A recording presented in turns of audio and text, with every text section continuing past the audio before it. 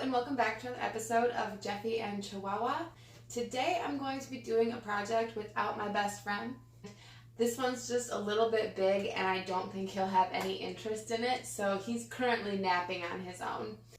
Over the last year, I started feeding some outdoor cats that lived in my neighborhood. There's two in particular that come around pretty much every single day. I have security cameras outside, and so that's how I get footage of them and kind of spy on them. I consider them to be my pets, even though they're not my pets. And recently, it's gotten extremely cold outside, and I've just been really concerned about these outdoor cats. Some of my friends were like, well, they're cats, they probably know where to go when it's cold outside. And I feel that a little bit, but also I just don't know where they're going, and I would feel a lot better personally knowing that they had a shelter out in my yard, so if it gets too cold, they do have somewhere to go. So I ended up finding this blanket I'm absolutely in love with. It's got cats on it, and I'm going to use this blanket inside our cat hut so that they can get extra snuggly. I was originally going to use an old blanket for this purpose, but I was going over my blankets in my head, and I can't really think of any that I'm willing to get rid of. So let's get started with this project. You're going to need a large bucket and a smaller bucket. You're going to want your big bucket to be large enough to fit your small bucket inside. And you don't just want it to fit inside, you want it to fit inside with enough room on all four sides and above and below the bucket to put insulation. I got a huge sheet of insulation at Lowe's. It was $15, and that's about a fourth of it. I had to cut it up into chunks to get it into my car. Cut that insulation into pieces that will fit on all four sides of our bucket and on top as well as below. To cut our insulation, I'm just going to be using this utility knife. Looks like we have a guest.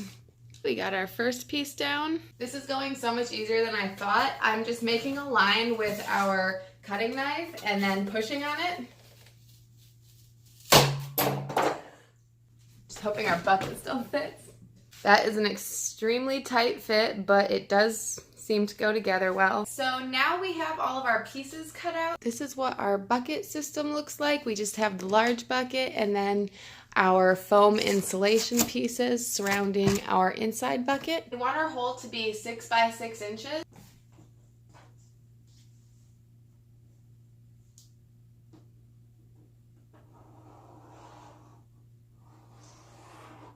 Once we have our outline drawn, we are just going to cut this out.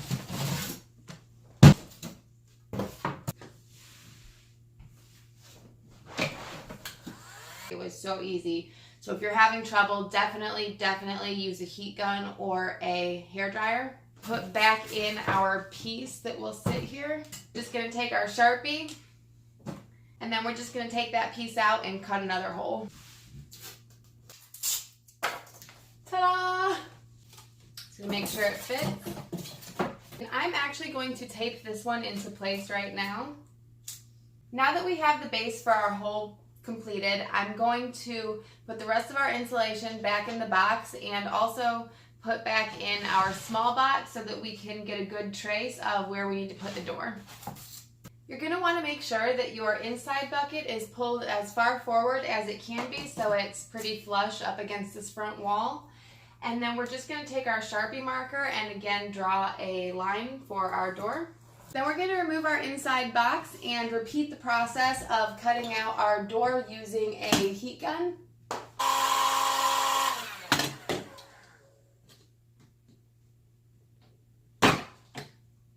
There's quite a bit of space back here.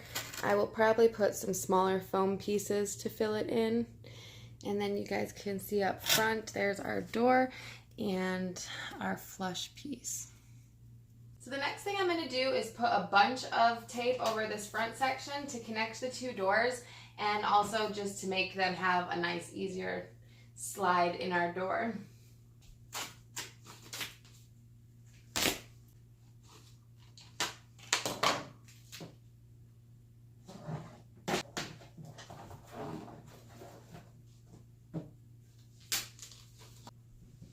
Next, we just need to fill the inside, and you can use any old blankets for this. I picked them up this special kitty blanket. I think they're gonna love this.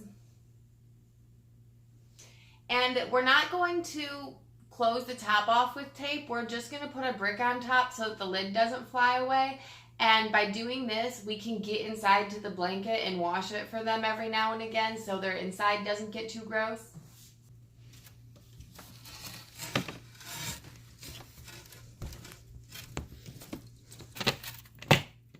The only thing we have left to do to complete our kitty box is to put on our top piece of foam and our lid. There's our kitty house. You can see inside. It's kind of hard to see in there, but I think they will love it. So the walls are popping up, but once I put some bricks on top, I'm fairly certain that it will stay completely closed. You definitely want to get your top container closed all the way so that no water comes into it while it's outside. If you guys enjoyed this video, please hit that like button and subscribe. We'll see you guys next time.